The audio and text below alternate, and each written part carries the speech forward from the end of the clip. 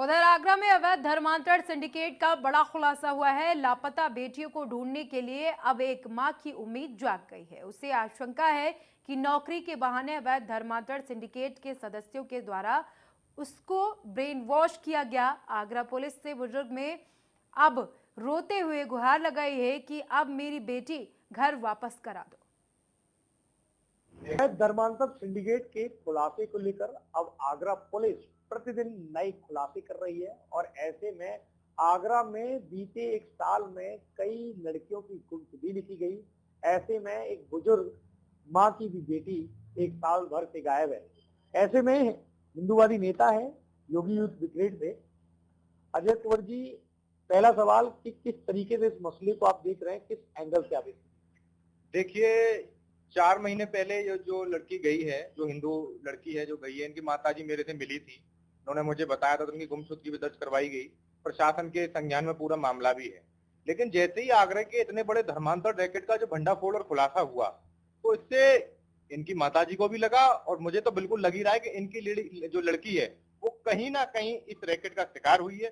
कहीं ना कहीं रहमान कुरैशी जो सागन से पकड़ा गया, जो आगरा का जो सरगना बताया जा रहा है, जो आगरा का पूरा रैकेट को हैंडल कर रहा था, कहीं ना कहीं इनके चंगुल में वो लड़की है। इन लोगों ने कहीं ना कहीं उसका ब्रेन वॉश करके, हाँ हो सकता है कि अगर उसका कोई पुरुष मित्र ना रहा हो, लेकिन कोई मुस्लिम लड़की उसकी मित्र कोई रही हो जिसने ब्रेन वॉश कर दिया और वो उसे ले गई हो।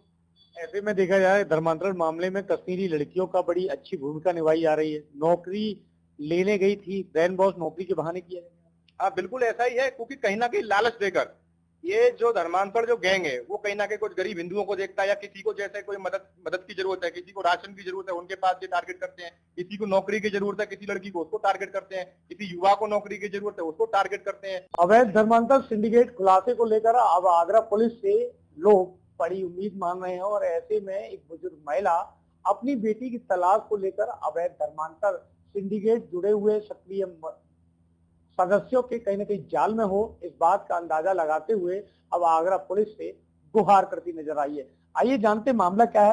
पहला आप अपना नाम बता दीजिए। मेरा नाम सर्वेश वर्मा है। किस तरीके से लड़की गायब हुई, क्या कह के गई? मेरी लड़की ओरिजिनल डॉक्यूमेंट लेके रिज्यूम डालने के लिए गई थी। कह के गई थी कि मैं संजय पैलेस से रिज्यूम डालने के लिए जा रही हूँ। कितना समय हो गया आपकी लड़की? सन 30 जुलाई सुबह 10 बजे, मंगलवार का दिन था। मंगलवार का दिन था। जिस आप एरिया में रहते हैं, कोई शक गुंजाइश? 110 MIG में रहती थी। अब मैं इस समय प्रेजेंट में विभव नगर में रह रही हूँ।